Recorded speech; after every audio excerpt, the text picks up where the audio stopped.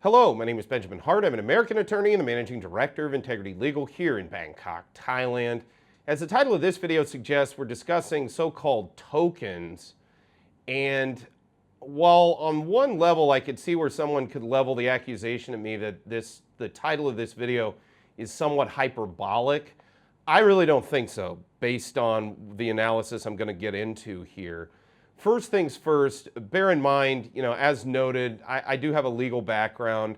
I kind of think of myself, maybe to one degree or another, as something of an amateur, not economist. I would never go so far as to say that, but I like economics. I especially like sort of the intersection of political economics, maybe what some would call technocracy. I like, technocratic methodologies. I find those things interesting. That being said, many of the things I've read over the years on technocracy, economics, public administration, sort of geopolitics, geoeconomics, all of those things, a lot of the folks that I've read on these things who I find rather brilliant on one level, especially in the sense of their technical knowledge or maybe sort of tactical approaches to dealing with certain types of problems. At the same time, some of those same people seem to have an overarching philosophy, if you will, that is very much not in line with my basic philosophy, which is one of maximized personal freedoms where possible. And I don't say this coming from some kind of, for lack of a better term, libertarian, although I don't like that term, but it's not one of these things. It's not one of these philosophies that I view as sort of affirmatively proactive. In short, I like being left alone. That's kind of where my default position is if things are operating in such a way that I'm being left to my own devices and I'm not hurting anyone, no one else is hurting me. To my mind, however that society is set up, it's working pretty well. And quite honestly, one of the reasons I fell in love with Thailand is because it very much has a live and let live attitude. I believe that many of the institutions in Thailand, many of the structures societally in Thailand, even the informal ones or intangible ones, are set up in such a way for not only maximal utility, but also minimal confrontation and minimal conflict between individuals. And I love that about Thailand. I really, really do. It's very much a society that is very cohesive, while at the same time allowing the individual to make their own decisions about how they live their own lives. In short, in my opinion, it's the most structured polity, if you will, of live and let live that I've ever found in the world. So when I make videos like this, I make them because I'm concerned about the country that I've come to love.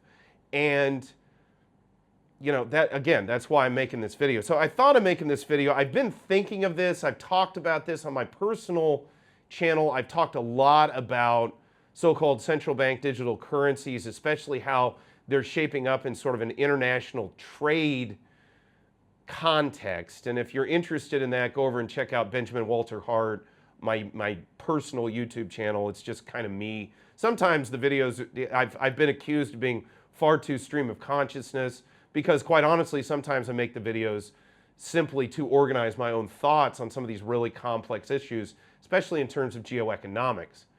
That said, this video specifically is dealing with something I'm coming to worry a little bit more and more about as the days are going forward here in Thailand specifically. So I thought of making this video after reading a recent article from the Bangkok Post. It's bangkokpost.com. Article is titled, "Handouts Set to be Based on Tokens," which this is sort of the title itself. Again, I don't wish to be hyperbolic, but when did it, I noticed that there was an economist the other day, and I'm forgetting the names, but there have been some that have actually, there have been some Thai economists that have come out and said, hey, this notion of handouts, monetary handouts, needs to be looked at with extreme caution because it can have substantial impacts, negatively, presumably, for the currency. From the standpoint of just pure monetary policy, when you just create a bunch of currency out of thin air without concomitant goods and services created sort of in tandem with that currency, it leads to real problems. And for anybody that has any doubts about that, look no further than the West right now, which printed tons of money, the US arguably being the primary quote-unquote culprit, if you will, with regard to this, in printing, depending on what you read, but orders of magnitude more money than existed in the system prior to, let's call it Q1 of 2020, creating orders of magnitude more money without the concomitant creation of goods and services. So again, you can't just look at this and say, well, it's just money and all of these notions like modern monetary theory, which I've tried to read up on it. It makes no sense to me other than the underlying theory being that, well, governments can determine what money is because they have the ability to dictate how taxes are collected or the medium of exchange in which taxes will be collected. Okay, yeah, okay, I get that. The governments can say, we will only accept tax payments in this form of currency.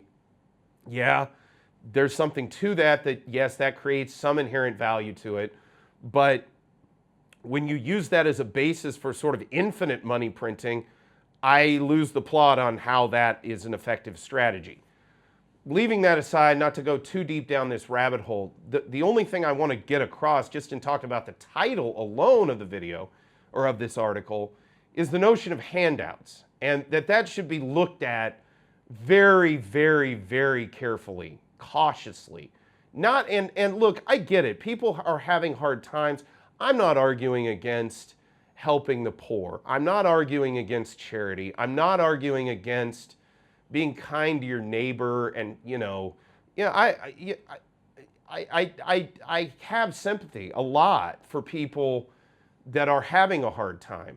But history has proven inflating and debauching currencies has the opposite long-term impact, especially for the middle and lower classes.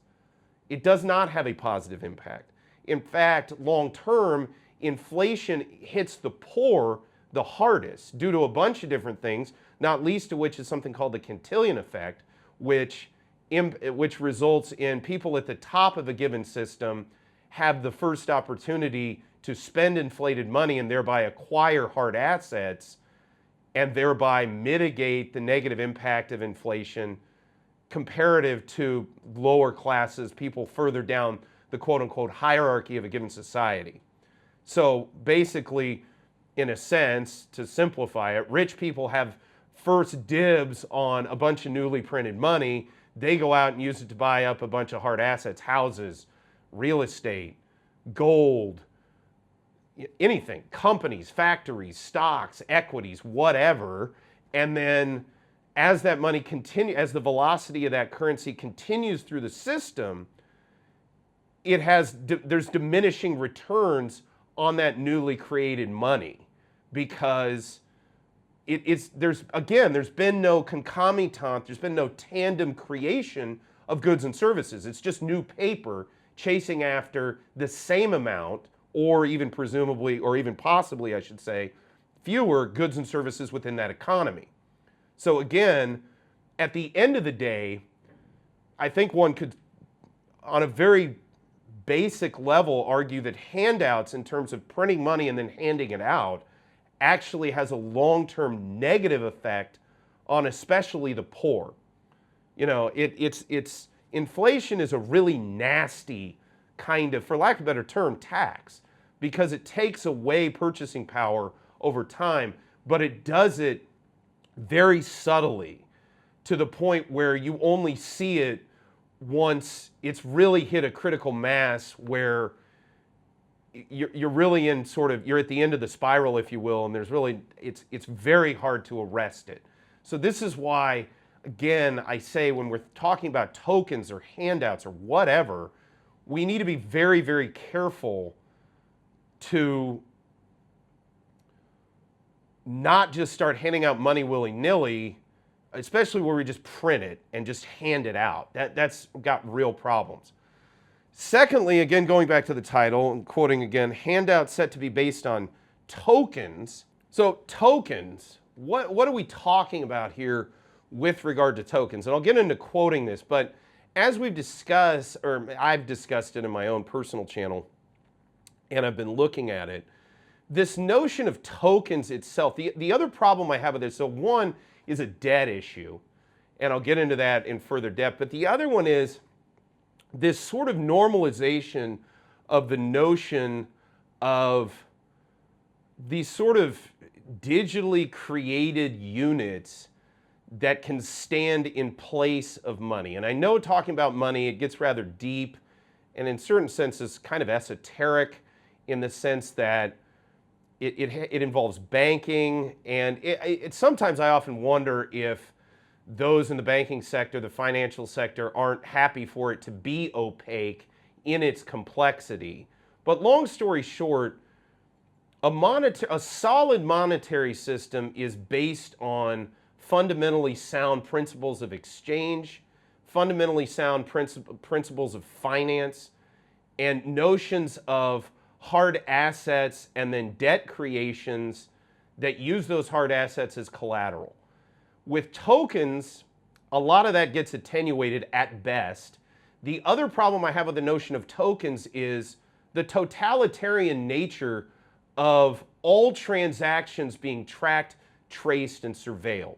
That in and of itself is a reason to be concerned about tokens taking the place of standard currency.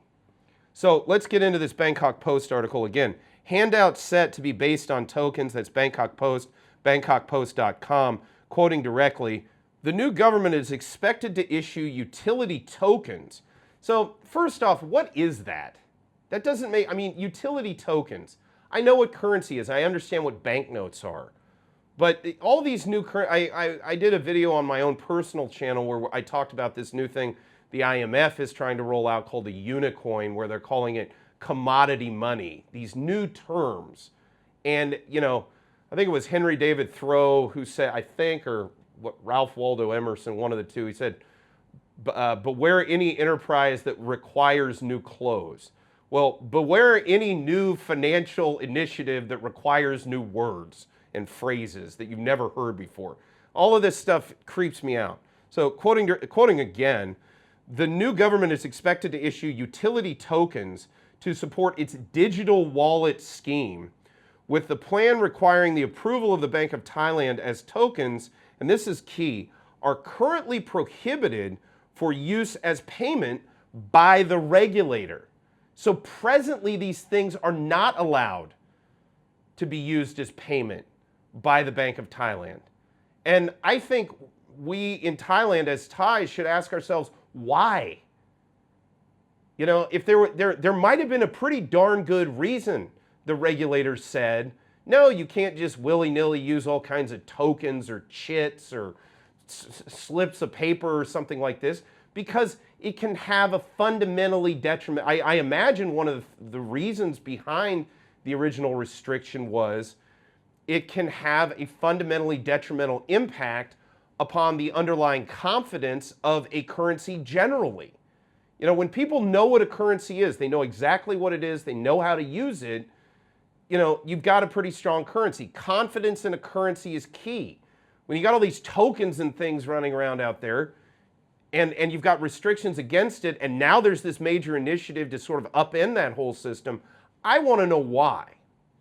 So quoting further, Asia Plus Securities, ASPS, expects the Pheu Thai-led government to issue Type 1 utility tokens. Again, I don't know what these words mean. Type 1 utility tokens, what is that? Quoting further, as digital handouts worth 10,000 baht each to Thais age 16 or older. The scheme is estimated to require a budget of 560 billion baht. I read that again. The scheme is estimated to require a budget of 560 billion baht. First of all, is anybody really out there saying, oh man, we really, really need digital utility tokens instead of the system we're already using. I don't see anybody clamoring for that major change. And I especially don't see anybody clamoring for that in light of the fact that it's going to cost 560 billion baht. Okay? Quoting further, ASPS, and this is key too. So quoting again, ASPS said the government could borrow the money to finance the digital wallet scheme based on June 2023 data. Thailand's public debt to GDP ratio is 61.2%, and the government can legally borrow until the ratio exceeds 70%. Well, strictly speaking, that is correct. That said, there's a lot more context going on there. Because I remember, look, 60% debt to GDP ratio is considered by many, pretty much all the economists I know of, to be a healthy place for a government to maintain a debt to GDP ratio. In fact, going over 60% should set off warning signs, as it did some time ago, which brings me to another article. Again from the Bangkok Post, bangkokpost.com, but from a little over a year ago, I think. This article is titled, Debt Ceiling Deemed Ample. Quoting directly, the government recently raised the ceiling of the public debt to GDP ratio to 70% from 60%. This move followed the government issuing 2 emergency loan decrees over the last 2 years to allow it to borrow 1.5 trillion baht to mitigate the impact of the COVID-19 pandemic on the economy. So let's talk about that impact of the COVID-19 pandemic upon the economy. That impact was from the government shutting everything down and shutting it down for almost 3 years. So that was the impact. It's not COVID-19. It was the government saying nobody could operate their businesses. So that's A. And then the government said, well, because of all these problems, we now need to up the debt to GDP ratio from a healthy 60% to a much more concerning 70%, and resulting in the ability to spend 1.5 trillion baht that they weren't able to spend before. And were only able to do so under emergency measures when this country was under extreme economic pressure due to all the lockdowns. So let's be clear about the timing, the events of how all this went down, okay? So now they're using this 1 point, or at least a third, again, according to the original article I quoted, some 560 billion baht out of this 1.5 trillion. So over a third of that 1.5 trillion now is being proposed to create a digital wallet scheme that would allow tokens that heretofore have been illegal for use as currency in Thailand, and would allow for total surveillance, total tracking, as we discussed in another video, and as it's discussed in those articles, and I urge those watching this video, go check out both of those articles in detail. As they point out in the first one, the so-called utility tokens, or whatever you call them, can only be used in a 4-kilometer radius. And if folks don't think that long-term there aren't implications for this, where if this is fully implemented, we could see currency that can only be used within a certain distance from where one lives, and people don't think that that's concerning, I find it concerning. But again, how this all came about, where you put it all together, I really feel like I think manipulation is kind of an understatement when you look at the chain of events here. But long story short, I mean, my big question is, do we need, I really question the need to continue going any further above the 60% debt to GDP ratio. I think there's serious long-term economic repercussions for doing that. Meanwhile, next question is, do we need to use the money we're going into debt for to create a monetary system that would result in more surveillance of people and utilizing a monetary system that heretofore has been illegal? Again, I don't fully know the answers to all of these questions, but I know that they are deeply concerning questions, and I will try to keep folks updated as best I can on this channel as the situation evolves.